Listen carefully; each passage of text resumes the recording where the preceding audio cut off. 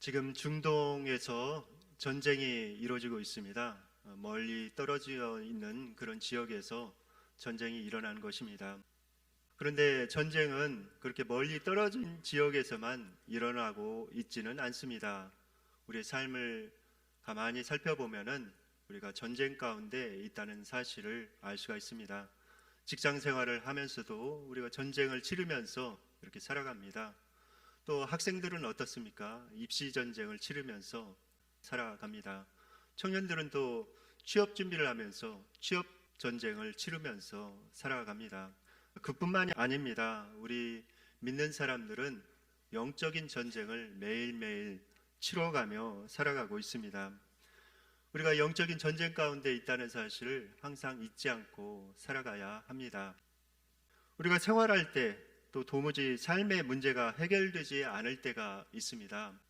그럴 때 우리는 낙담하기가 쉽습니다. 그것을 잘 돌파해서 이뤄내야 하는데 그러지 못하는 때가 많이 있습니다. 그런 견고한 진, 어둠의 영이 세워놓은 그런 견고한 진이 있습니다. 잘 깨어지지 않는 그런 견고한 진이 있는데 그 견고한 진을 깨뜨리기 위해서는 영적인 돌파가 필요합니다. 영적인 돌파를 이뤄내기 위해서는 가장 중요한 것이 시선입니다. 그것을 어떤 시선, 어떤 관점으로 바라보느냐가 굉장히 중요합니다. 거기에서부터 영적인 돌파가 시작이 됩니다. 성경에 보면은 다윗과 부하들이 사울 왕을 피해서 도망 다니는 장면이 나와 있습니다. 그들이 어느 날 엔게디 광야에 있었을 때였습니다. 이제 그들이 사울 왕을 피해서 엔게디 광야에 한 동굴에 피해 있었습니다. 그런데 사울 왕이 군대를 거느리고 와서 그곳을 수색합니다. 그리고 나서 급한 볼일이 생겨서 이제 그 굴 안으로 사울 왕 혼자 들어오게 되었습니다. 부하들이 다윗에게 이렇게 이야기합니다. 보십시오. 하나님께서 우리에게 기회를 주셨습니다. 우리가 이것을 위해서 기도하지 않았습니까? 아마 그들은 정말 간절히 기도했을 것입니다. 박해자의 손으로부터 구원해 달라고, 그리고 자신들의 목숨을 노리고 있는 박해자를 주님께서 제거해 달라고 아마 간절히 기도했을 것입니다. 그런데 그때가 온 것입니다. 누가 봐도 그때였습니다. 그래서 다윗을 따르고 있는 그 사람들은 이 사울 왕을 빨리 제거합시다 라고 다윗에게 이야기합니다. 정말 1초라도 아깝지 않습니까? 당장 칼을 뽑아서 휘둘러서 사울 왕을 제거해야 할 그런 판이었습니다. 그런데 다윗은 전혀 다른 반응을 보입니다. 왜 다른 반응을 보였을까요? 다윗은 사람들의 그런 시선이 아니라 하나님의 시선으로 그 문제를 바라보고 있었기 때문에 그렇습니다. 우리가 어떤 시선으로 보느냐가 상당히 중요합니다. 어떤 시선으로 보느냐가 물 위를 걷게 하기도 하고 어떤 시선으로 보느냐가 또 풍랑에 침몰하게 하기도 합니다. 오늘 본문에 보면은 세 종류의 시선이 나와 있습니다. 첫 번째, 베드로의 시선입니다. 베드로의 시선은 어떤 시선일까요? 그것은 두려움과 공포에 쌓여있는 그런 시선입니다. 베드로는 예수님께서 지시는 그 십자가의 의미를 깨닫지 못했습니다.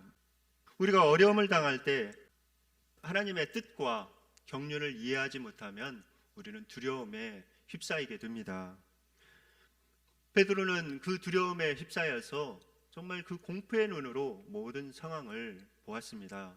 그리고 나서 결국 예수님을 부인할 수밖에 없었습니다.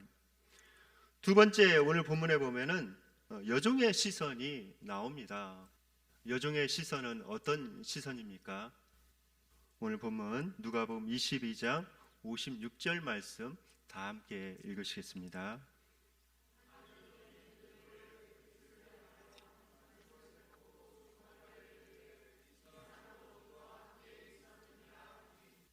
네, 여종의 시선은 바로 고발, 비판의 시선입니다. 귀엽고 부정적인 것을 찾아내는 그런 시선입니다. 여러분들, 이 시선은 굉장히 위험한 그런 시선입니다. 왜냐하면 세상에 완벽한 사람은 그 누구도 없습니다. 완벽한 가정도 없고 완벽한 공동체는 이 세상에서 찾아볼 수가 없습니다. 우리 교회도 마찬가지죠. 자칭 주인이라고 하는 사람들이 모여 있는 곳이 교회 아닙니까? 그러니까 이 비판과 정죄의 시선, 그리고 고발의 시선으로 바라보면은 그런 것밖에 보이지 않습니다. 그런 시선을 보면은 결코 하나님의 뜻을 이룰 수가 없고 하나님의 평화를 이뤄낼 수가 없습니다. 성경에서는 말합니다. 긍휼 없는 사람에게는 긍휼 없는 심판이 있으리라. 그러나 긍휼은 심판을 이기고 자랑하느니라 라고 성경은 말씀합니다. 오늘 본문에 보면은 세 번째 시선이 나와 있습니다. 바로 예수님의 시선입니다. 다 함께 누가복음 22장 61절 말씀 다 함께 읽으시겠습니다.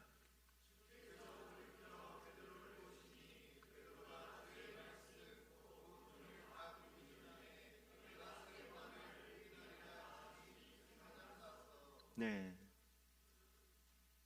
베드로가 세 번 부인을 하고 닭이 울 때에 예수님께서 돌이켜서 베드로를 보셨습니다. 그런데 베드로를 보셨을 때 어떤 시선으로 보셨을까요? 예수님께서는 베드로를 정죄하거나 책망하는 시선으로 보지 않으셨습니다. 예수님께서는 이미 다 알고 계셨죠. 베드로가 세 번 부인할 것을 이미 다 알고 계셨고, 그리고 그런 다음에 네가 이러한 일들을 하게 될 것인데 이제 돌이켜서 내 형제를 굳게 하라라고 말씀을 하셨습니다. 예수님께서 베드로를 보시는 그 시선은 어떤 정죄의 시선, 책망의 시선이 아니라 긍휼의 시선이었습니다. 베드로야, 내가 이미 다 말하였지. 내가 다 알고 있다. 그럼에도 불구하고 너를 사랑한다. 그리고 네가 돌이켜서 또 잘 해낼 줄 내가 믿는다. 예수님의 시선은 바로 긍휼의 시선이었고 사랑의 시선이었고 베드로에게 희망과 소망을 주는 그런 시선이었습니다. 베드로가 그 예수님의 눈을 이렇게 본 것이죠. 그리고 베드로는 드디어 예수님의 시선을 갖게 되었습니다. 자신의 부끄러운 모습을 보게 되었고 예수님께서 결코 나를 그럼에도 불구하고 나를 포기하지 아니하시고 여전히 나를 사랑하고 계신다는 사실을 그는 깨닫게 되었습니다. 그 후부터 베드로는 이제 자신의 그런 시선이 아니라 예수님의 시선으로 모든 것을 볼 수 있게 되었습니다. 베드로가 이제 성전에 들어갈 때 평소에는 보이지 않던 그런 사람이 보였습니다. 왜냐하면 예수님의 시선을 갖게 되었기 때문에 그렇습니다. 성전 미문에 앉아있는 그런 안진뱅이가 보였습니다. 예수님의 시선으로 그를 바라보며 나사렛 예수의 이름으로 일어나 걸으라 라고 명령하였습니다. 그러자 그 안진뱅이가 예수의 이름으로 일어나 걷는 놀라운 그런 경험을 하게 됩니다. 하나님의 관점을 갖는 것은 참으로 중요합니다. 토미 테니라는 사람이 있는데 이분이 하나님의 관점이라는 책을 썼습니다. 그 책 서문에 이런 일화가 기록되어 있습니다. 그에게는 어린 딸이 있었는데 그 어린 딸과 함께 승강기를 탔습니다. 처음에 탔을 때는 아무도 없어서 이 어린 딸이 승강기 안에 있는 그런 문양이라든지 글이라든지 이런 것을 다 볼 수가 있었습니다. 그런데 층수가 올라감에 따라 사람들이 밀려들었습니다. 그래서 그 어린 딸이 더 이상 그 승강기 안에 있는 것을 볼 수가 없게 되었습니다. 그러자 이 어린 딸이 아버지에게 이렇게 요청합니다. 아빠, 나를 안아 올려서 아버지의 눈높이만큼 올려주세요. 아버지가 보고 있는 그런 시선에서 제가 보기를 원합니다 라고 요청을 했습니다. 그런데 여러분들, 신앙이란 그것과 같습니다. 우리의 시선으로만 바라보는 것이 아니라 하나님, 저를 끌어올려서 하나님의 시선으로 모든 문제를 그리고 사람들을 바라볼 수 있게 해주십시오라고 기도하는 것이 진정한 신앙인의 모습입니다. 왜냐하면 하나님의 시선은 우리의 시선과는 상당히 다르기 때문에 그렇습니다. 이사야서 55장 8절 9절에 이렇게 말씀하고 있습니다. 다 함께 읽으시겠습니다.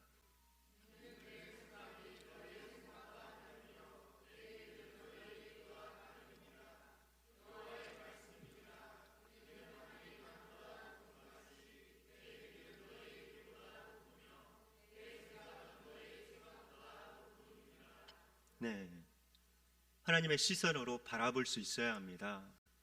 나의 땅에 속한 그런 시선이 아니라 하나님께서 어떻게 바라보시는지 그 하나님의 시선을 가져야 모든 문제를 해결하고 돌파할 수 있는 힘이 생깁니다.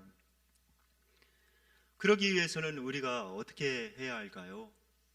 우리는 하나님께 가까이 나아가서 그분 앞에 머물러 있어야 합니다. 그래야 그 시선을 가질 수가 있는 것이죠. 하나님의 말씀을 가까이 하고 또 하나님 앞에 머물러서 기도하면서 자신의 생각을 다 내려놓고 하나님께서 뭐라고 말씀하시는지 그 음성을 들어야 합니다. 그래야 비로소 하나님의 음성을 분별할 수가 있습니다.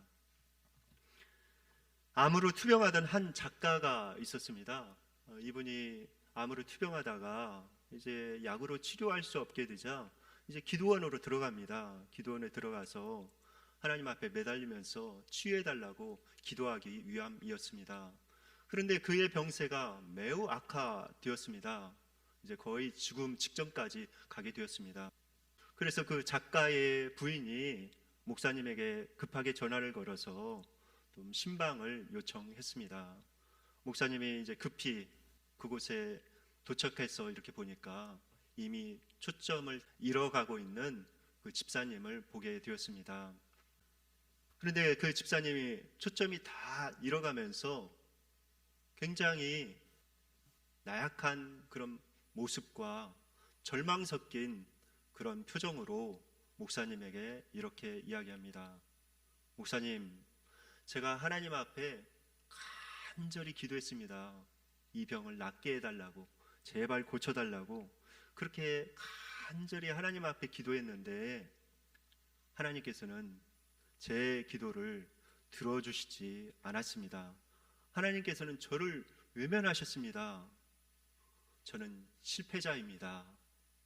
라고 하면서 고개를 떨궜습니다.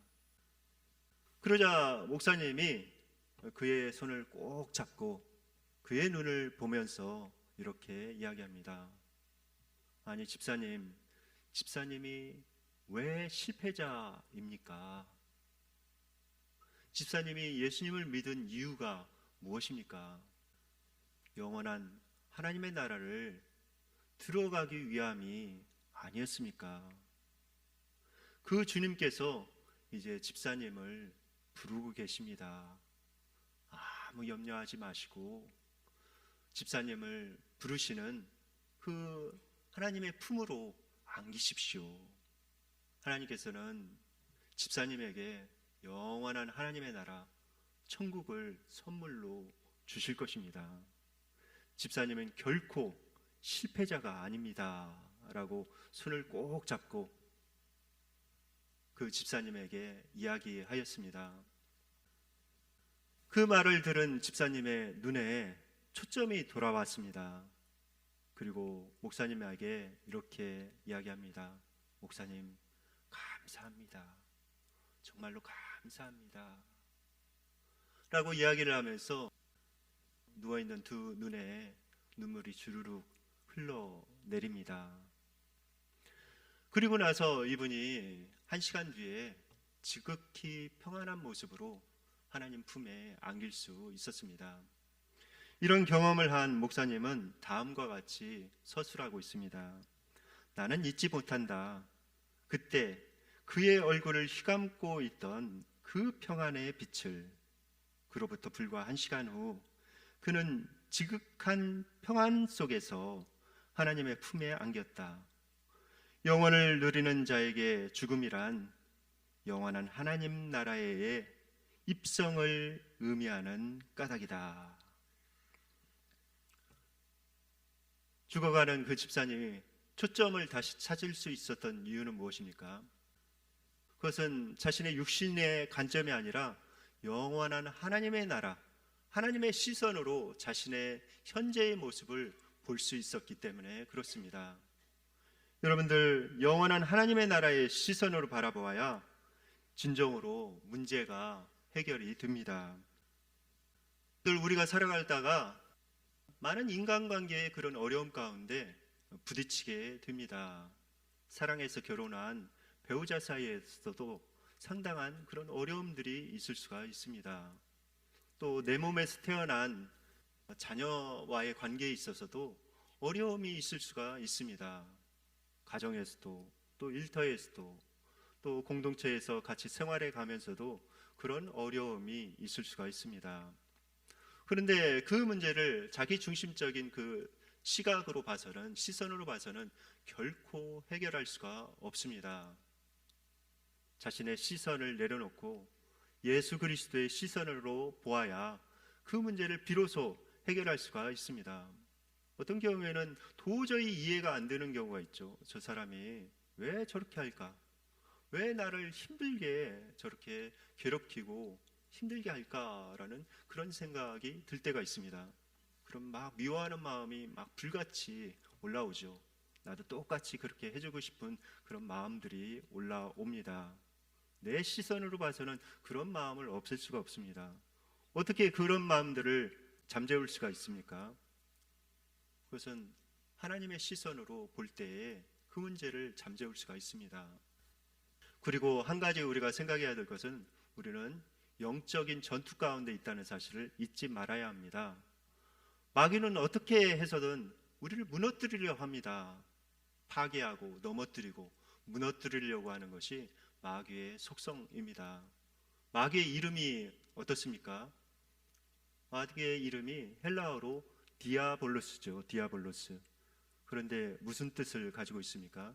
디아는 between이라는 뜻이에요. 그러니까 사이에. 볼로스는 무슨 뜻입니까? 던진다, throw. 그러니까 사이에 서서 계속해서 던지는 것입니다.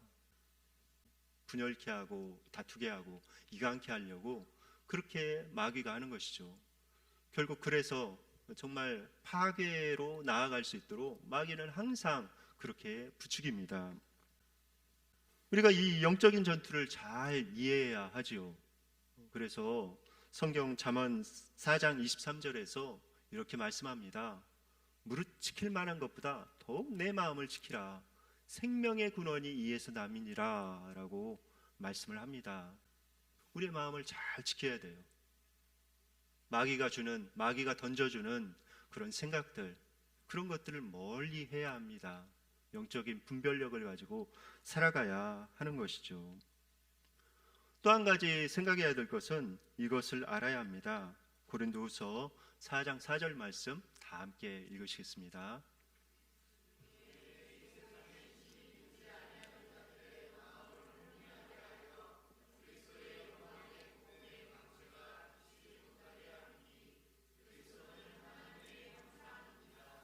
네, 어둠의 영들이 역사에서 그 사람으로 하여금 하나님을 깨닫지 못하게 하고 하나님 앞에 나아가지 못하게 합니다. 여러분들 믿지 않는 그런 가족들 특별히 같이 살고 있다면은 그것을 명심하시기 바랍니다. 믿지 않는 가족들이 여러분들을 힘들게 하고 여러분들을 넘어뜨리려고 할 때 그 사람만 봐서는 도저히 그 문제를 해결할 수가 없습니다. 그 사람 배후의 역사는 어둠의 영을 바라보아야 합니다. 그리고 그 어둠의 영을 차단해 주어야 합니다.